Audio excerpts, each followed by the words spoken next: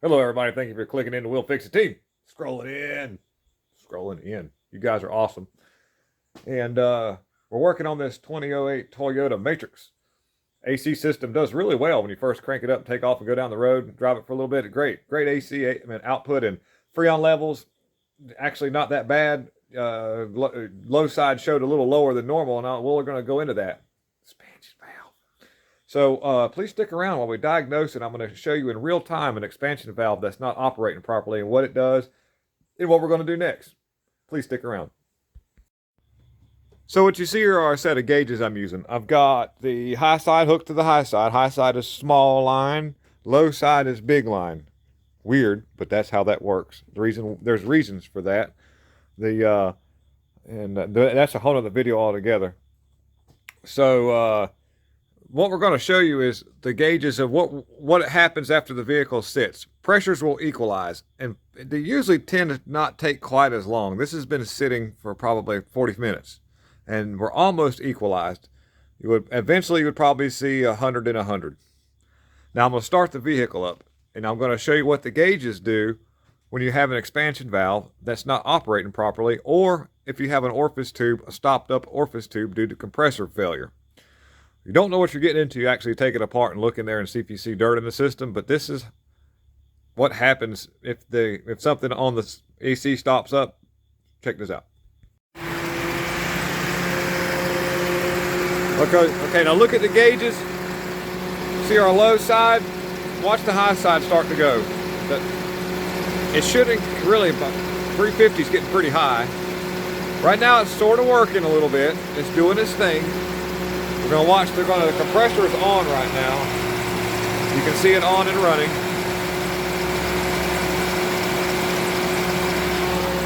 And you can see that we have a fluctuation, which is normal, but it's cool. The ambient temperature outside is kind of cool. We shouldn't be seeing a high side pressure above 350. We're watching our low side sort of fluctuate because it's pumping all the freon to one side. Low side should be a little bit higher. It should be around 50 psi. But right now it's working.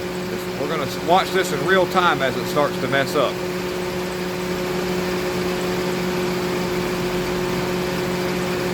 It's going to do really good now.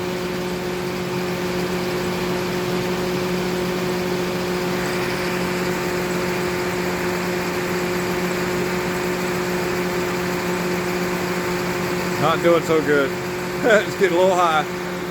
We have a high pressure switch that's going to kick us out in a minute, but we're going to see the gauge start. It'll get all the way down to right here, and then you'll watch this drop down because everything's going to one side. It's not circulating.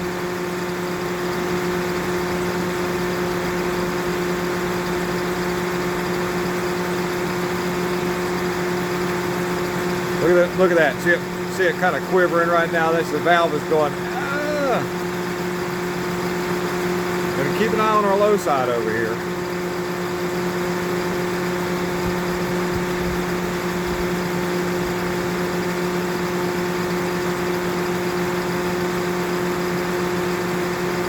It gets a little higher every time before it kicks out.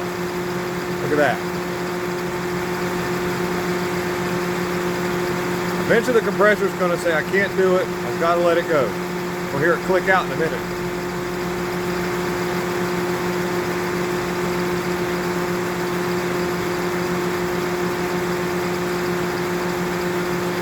It opened back up and it's allowing it to free flow. Not really. Closes right back off and it's going to go a little higher the next time.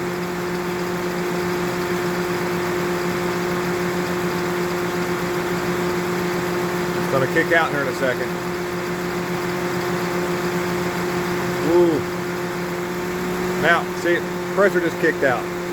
We're going to equalize a little bit. Your low side should be sitting around there. Look at that. Now it's just hanging up. Hear the compressor click?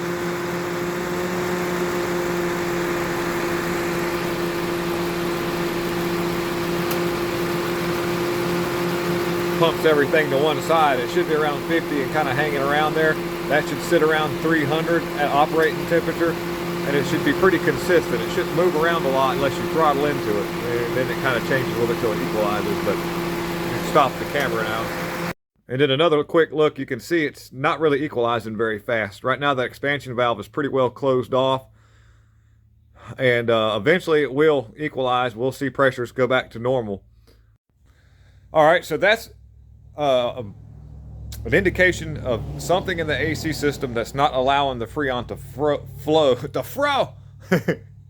flow freely. What you've got is a situation where the AC Freon is being pumped all to one side, and the obvious culprit would either be a stopped up line, evaporator core could be problematic, but typically what you'll see is an expansion valve issue under these circumstances, because this vehicle does use an expansion valve. The expansion valve operates under you'll see if you when you take it out, you'll see a little like disc shaped thing at the very top. And older ones used to have a line that actually made contact to the evaporator core, and it was reflective of the cooling. So it knew to a certain amount of flow of Freon to keep things moving, it would it opens and closes the valve.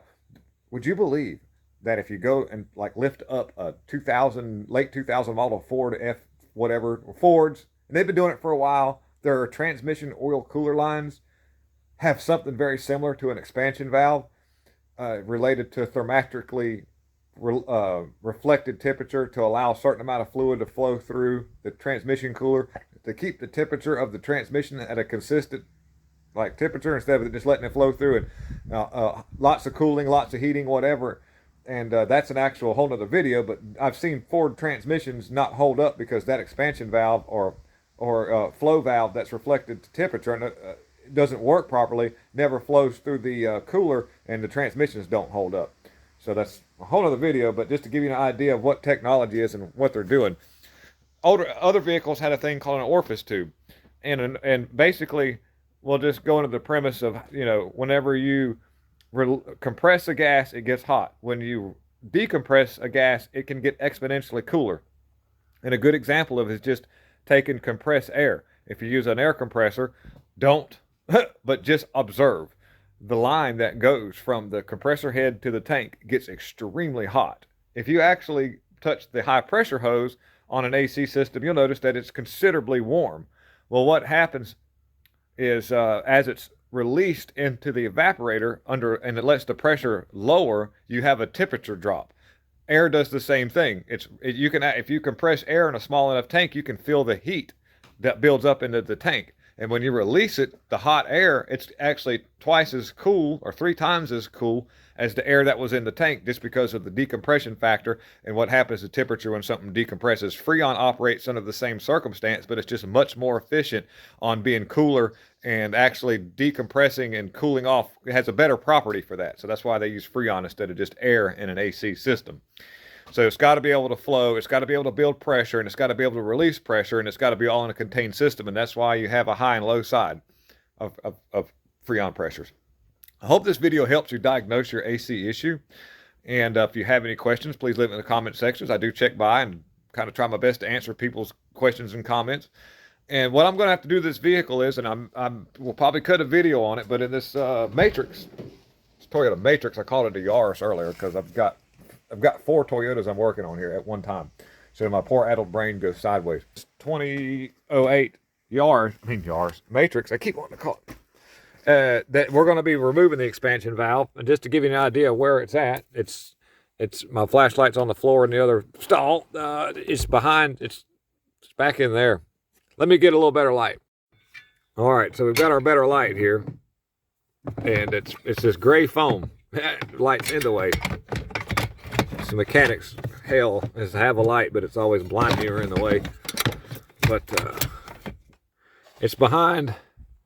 It's this gray foam stuff that you can see. It's wrapped up in that right there, which means that I've got to take this stuff out to gain access to the side of it. And there's also some lines that I'll have to take off. Let me get back over here. My flashlight that's on the floor.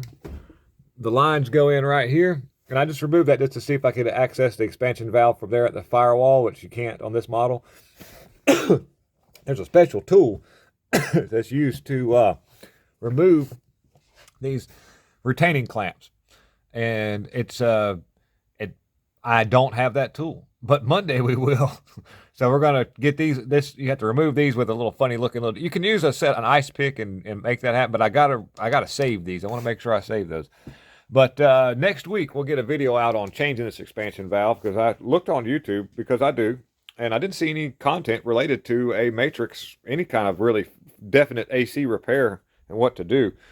And you'll notice that I'm only using 2 lines because I'm not filling the Freon up. If I was filling it up, I'd be hooked to here and have my Freon can, and I'd be pulling a vacuum with my vacuum pump. I'm going to do that. We're going to pull a vacuum and get the system out. And I would love to, if you want to tune in next week on the video, I'll explain why you pull a vacuum on AC systems, what takes place, and what you have to do to get it properly filled up.